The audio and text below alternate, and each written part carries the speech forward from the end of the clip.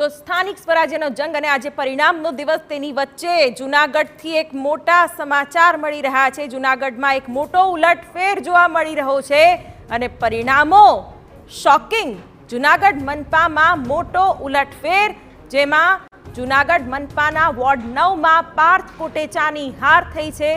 પાર્થ કોટેચા કે જેનો ચહેરો ચર્ચિત રહ્યો છે, કારણ કે પૂર્વ મેયર ગિરીશ કોટેચાના પુત્ર છે પાર્થ કોટેચા, અને પાર્થ કોટેચા સામે અપક્ષ ઉમેદવાર અશ્વિન ભારાયાની જીત થઈ છે તેવા અપડેટ મળી રહ્યા છે। જૂનાગઢ મનપામાં આ મોટો ઉલટફેર કહી શકાય, કારણ કે ભાજપના બાહુબલી અને દમખમવાળા નેતાના પુત્રની હાર થઈ છે। જૂનાગઢ મનપાના વોર્ડ 9માં પાર્થ કોટેચા હાર્યા છે। પૂર્વ ડેપ્યુટી મેયર ગિરીશ કોટેચાના પુત્ર પાર્થ કોટેચાની હાર થઈ છે અને પાર્થ કોટેચા સામે અપક્ષ ઉમેદવારની જીત થઈ છે। અશ્વિન ભારાયાની જીત થઈ છે, જે અપક્ષ ઉમેદવારી કરતા હતા। ત્યારે જૂનાગઢ મનપામાં આ મોટા ઉલટફેરના સમાચાર, જૂનાગઢ મહાનગરપાલિકાનો પ્રચાર પ્રસાર પણ ખૂબ ચર્ચામાં રહ્યો છે। ઘરે ઘરે જઈને પાર્થ કોટેચાએ મત માટે અપીલ કરી છે, છતાં પણ તેનું કોઈ જ પરિણામ જોવા નથી મળ્યું। ઘણા આક્ષેપો આંતરિક રીતે પણ થયા છે, પરિવારવાદને લઈને પણ પાર્થ કોટેચાનું નામ ચર્ચિત રહ્યું છે।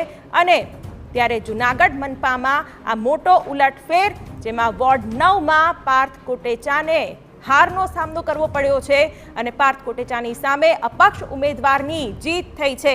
પૂર્વ ડેપ્યુટી મેયર ગિરીશ કોટેચાના પુત્ર પાર્થ કોટેચાની હાર।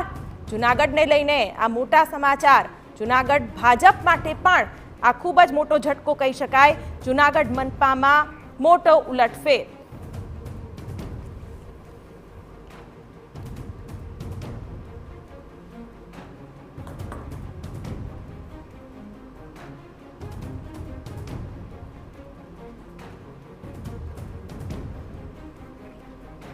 તો અમારા સંવાદદાતા મોહિત ભટ્ટ આ વિશે વધુ વાત કરી રહ્યા છે। મોહિત, જૂનાગઢ મહાનગરપાલિકા આખા સ્થાનિક સ્વરાજ્યની ચૂંટણીમાં જૂનાગઢ મહાનગરપાલિકાની ચૂંટણી અને તેની વચ્ચે પાર્થ કોટેચાની હારના સમાચાર, કઈ રીતે આ હારને જૂનાગઢ માટે જોઈ રહી?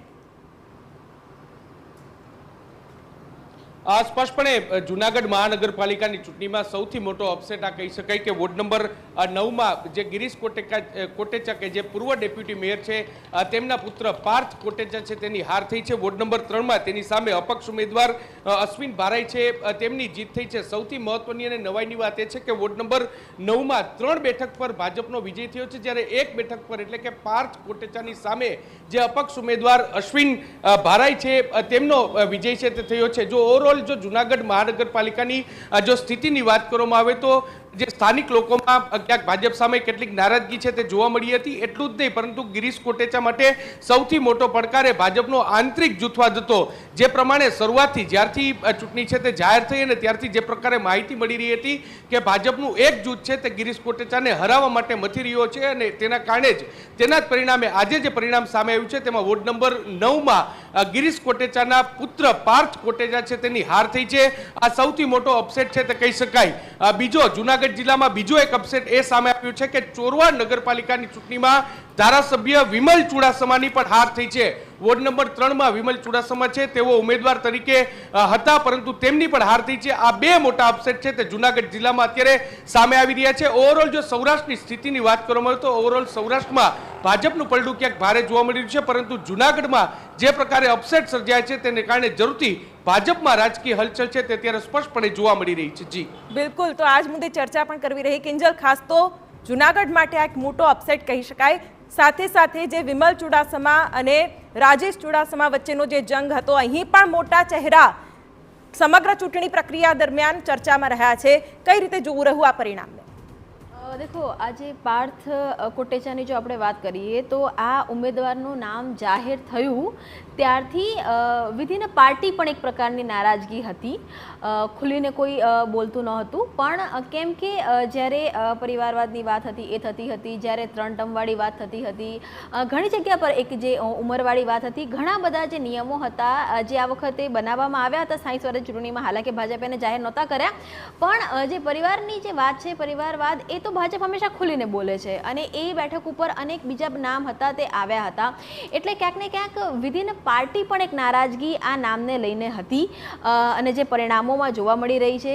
જ્યાં સુધી જૂનાગઢની વાત છે તો સ્વાભાવિક છે કે રાજેશ ચુડાસમાની વાત કરવામાં આવે કે પછી એક કેટલીક એવી પણ બેઠકો હતી કે જે પોરબંદર લોકસભામાં પણ આવતી હતી, તો રાજેશ ચુડાસમા હોય કે પછી મનસુખ માંડવિયા હોય તેમણે પણ પ્રયત્ન કર્યો.